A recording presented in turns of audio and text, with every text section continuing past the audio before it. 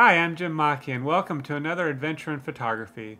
Now, in previous shows, we've learned how to take great pictures of our kids. We've explored making photographs in our own homes, in our backyards, at the playground, and we've had a day at the studio. Now, we're going to learn, what do we do with these great photos? How do we protect them? How do we preserve our memories and albums? Scrapbooking is huge. We're talking with Creative Memories today, but there are many companies that offer solutions and help when it comes to preserving memories. We'll talk about the 4 main steps in scrapbooking: gathering, organizing, placing your pictures into albums, and journaling, or writing down the stories associated with your photos. I'm here with Lynn Williams. Lynn has been with a company called Creative Memories for 9.5 years. Lynn and I also share something else in common. We both come from big families. I'm the last of 7 children, and how about you? I'm the 8th of 10. And my parents were never really into taking pictures. They didn't have the money to do so, and it wasn't a priority. Plus, being the 8th one, if they were, it probably wouldn't have been a priority. Right. So probably because of that, I've always been very passionate about taking pictures of my 2 kids.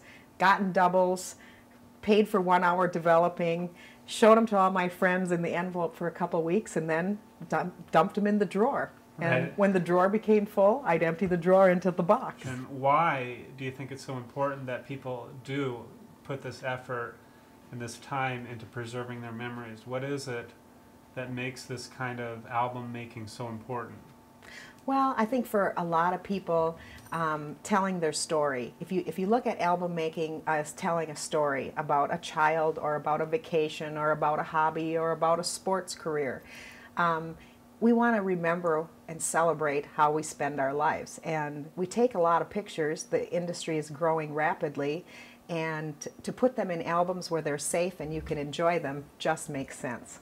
Yeah, it does make sense. It's an outlet. Everybody needs an outlet, and every photographer needs to actually see their work somewhere. And like you've mentioned a couple times, you can just put it in a shoebox or in a box and never see it again. Or if you're a digital photographer, you can just have it on your hard drive and never see it again.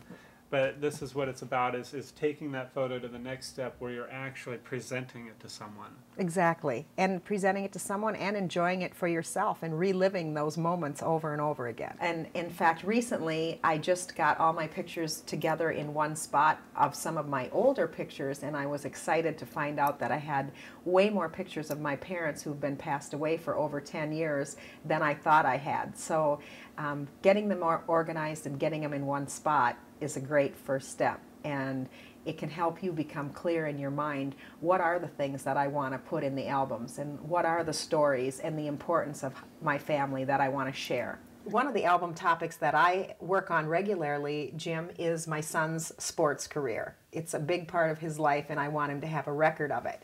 I'm probably motivated partially by this photo of my husband's baseball team when he was little. You can see that the picture's barely holding together.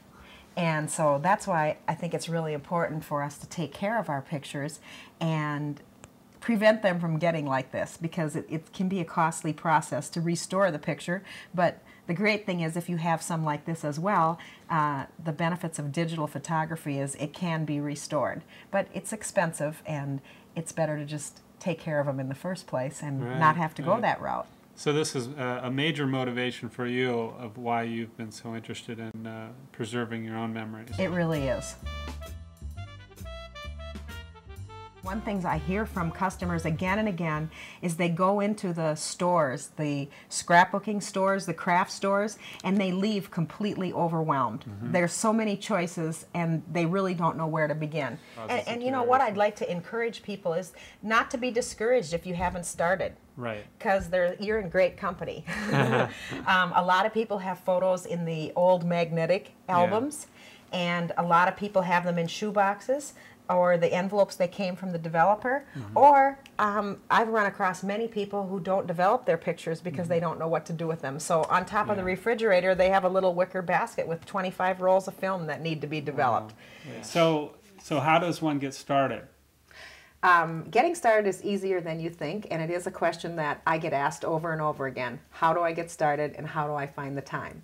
And my recommendation is you gather all your photographs into one spot. Check under the bed, up in the closet, in the silver chest, in the attic, wherever you might have them, and get them all into one location. Okay, yeah, absolutely. So you just go through the process of gathering so you know exactly what you have to work with. Right. So then after you have this pile or this shoebox of photos, what do Or you do several next? Rubbermaid containers. Exactly. Then you begin the sorting process and organizing. And if you kind of in your mind think of what albums you'd like to create with these pictures, suggestions would be a family album, maybe a vacation album, maybe a heritage album of your parents and your grandparents. Right. But whatever topics make sense to you. This is actually the Power Sort box. It holds 12 of these smaller boxes. And altogether about 2,400 pictures. It comes with a set of these little cards, and you write with a pencil on here on the different topics you want to sort your pictures into, and then just drop them into the slots. And when you're done with this, after you get this done and you make them into albums, then what I would recommend, Jim, is erase these and rewrite them into your backup pictures that you want to save for like the Star of the Week project, or to send to friends at another time, or Christmas cards, that kind of thing. So you can use it as a storage after you get them transferred as well. And then when you go to, say, a workshop to work on your pictures with another friend or something, what you can do is lift a couple of these out and say, okay, tonight I'm going to work on this album. Once you have, you know, a selection of good photos and they're kind of in the right areas, obviously you don't just stop there. Right. So you've gotten all in one place, you have them sorted by topics, then it's time to begin the album work. What we've got so far here, we've kind of got our pictures grouped together as to how they're going to be laid out on the album pages. We're liking the lavender here as or the violet color as a background to pull out the color of the boa. And then here we've got like red and the fire yellow together, and the photo shots of this young man. And then here we've got Julian and his friends, and you know the book is, or the page is about Julian, so it's great that we've got the close-ups of him in sequence, and then we can choose out of these three which ones we want to add depending on how it lays out in the page. The next step might be to crop your pictures. And again, I'll bet many people are very afraid of actually cutting their picture. They are a little concerned about that. Yeah. Not a lot, but some people are. And comments I frequently hear is, it's no problem, I have doubles, so they have that safety net. And then some pictures are just great the way they were developed or printed. You don't have to cut anything out of them. Here's a picture that we've got a couple of options, and I'd just like to present a couple ways of looking at this.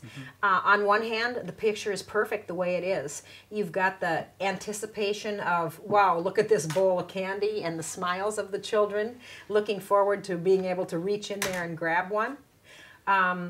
Another way to look at it and to possibly crop it would to say, this is the top of this child's head and the top of this child's head, and I don't really care about the bowl of candy. So you could, in fact, just crop off this much, but then you're kind of leaving a half a face here. So again, another choice would be to crop here and just focus on the two boys. Or if you just wanted to focus on Julian, you could take one of the templates and just cut out him in the inside here and eliminate everything else. And again, it's not a right or wrong, it's what are you after. If maybe you didn't have any other pictures of him and you wanted to highlight him, you would have the option of doing that because of cropping.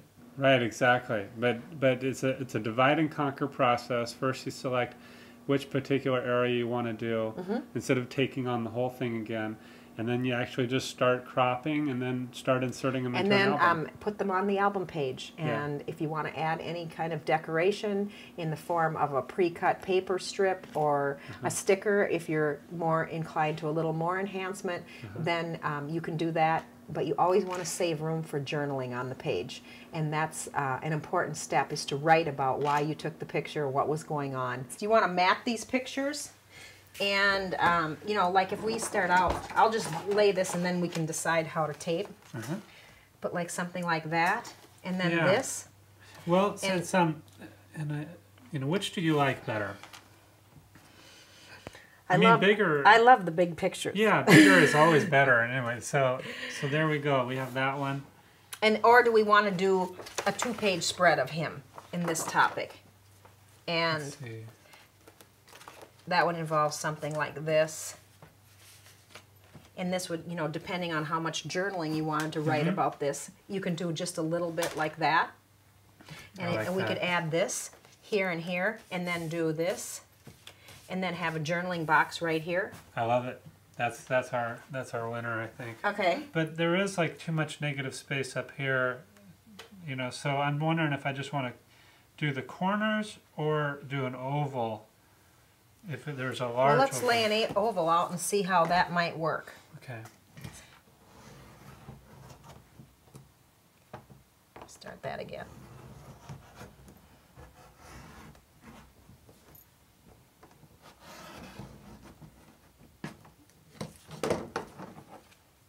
Looks good. There we go. A little bit of tips when you're laying out your album. General rule of thumb, I always recommend you do a 2-page spread. Yes. Even if the pictures on this page are a different topic than the pictures on this page. Right. And the reason why is you're only making one set of decisions if you're going to add color to enhance it. And it's more pleasing to your eye to have a flow between the 2 pages. Okay. And so I think we've got it really looking nice here. Me too. And then also the larger pictures should be at the bottom of the page to kind of weight it. Good to know. Also, usually your first layout is the one to go with. Okay, good and, to know. You know, you don't Trust need to your just instincts. right. Trust your instincts, and moving them around Right. tends to make you less confident than more. Okay, so what's next? Are you liking the look of that? Yeah, I'm liking it a lot. Okay. What I might do is choose a piece of paper just to put a little color on here, and it can be as simple as running it down the side of the page like that. That's nice. And we could do the same thing with a triangle over here. And that could be a layout. So you've got some soft edges here and here, and you've got some sharp edges there and there. The next is the adhesive. Okay. And what we should do is put down the color first. This is my favorite, called the tape runner. And what it is pre-cut little pieces of tape.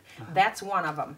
Wow, okay. So if you have a very tiny something to put on a page, for example, in a strip like this, you could actually dispense just one of them. But I'm going to use a little bit more. What you're going to do is push down, apply a little pressure, and however long you pull is how many come out. So I'd put about that much tape on. They will hold. It's been tested. You don't have to worry about using, most people use too much tape. Right, absolutely. So you put that down, and then we're going to put our triangle down here. And we actually have a smaller version of this tape runner, which puts out just a real thin piece if you're somebody who likes to get it way in the corner. Okay, good to know. So either one of those, and then again, you could put it in like this. But I like the way you had it. Or you can put it way up to the edge. And that's all a style issue. Okay. And then you're ready to put your pictures down.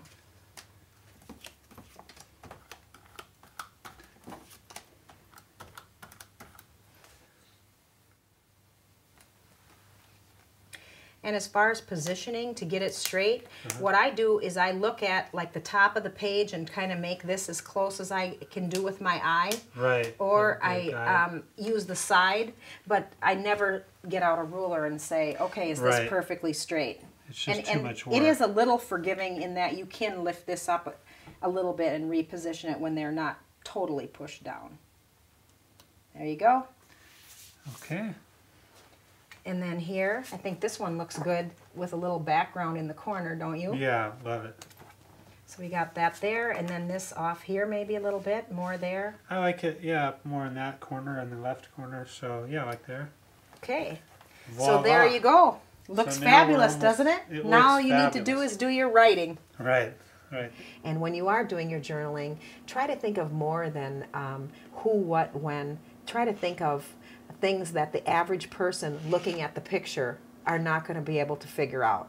In other words, yeah. hot air balloon ride, sunny day. Anyone can look at a picture and see that. Right. But if you write about this was a gift for the 16th birthday, and maybe if you were nervous and had butterflies as the balloon was going up, and where you flew over, those are all the details that really make a rich story.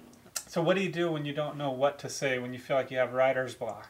Write what you would say if you were talking to a good friend and telling them about the picture. Right. Because that's really the everyday, it's ordinary, but it's the rich treasure of an album. Because you're Right. telling the story of this Halloween event. Right. So if he said something that was cute or catchy, you know, just write that down. And you can write full sentences. You can write bullet journaling, which are just phrases. Or you can, you know, write out a whole story. Or you can just do captions and comments. One of the first things that you're probably coming to your mind is, I hate my handwriting. I would encourage you to get over that, because your handwriting is part of your personality. How great it is to have somebody take the time to write you a note. So now we actually have our pictures in an album, and we have words or journal entries to go with them. Are we done? You know, You certainly can be. I think it's important to realize that the purpose of doing albums is to have your photos in a safe place so that you can enjoy them and that you can remember what went on by reading the stories. yeah.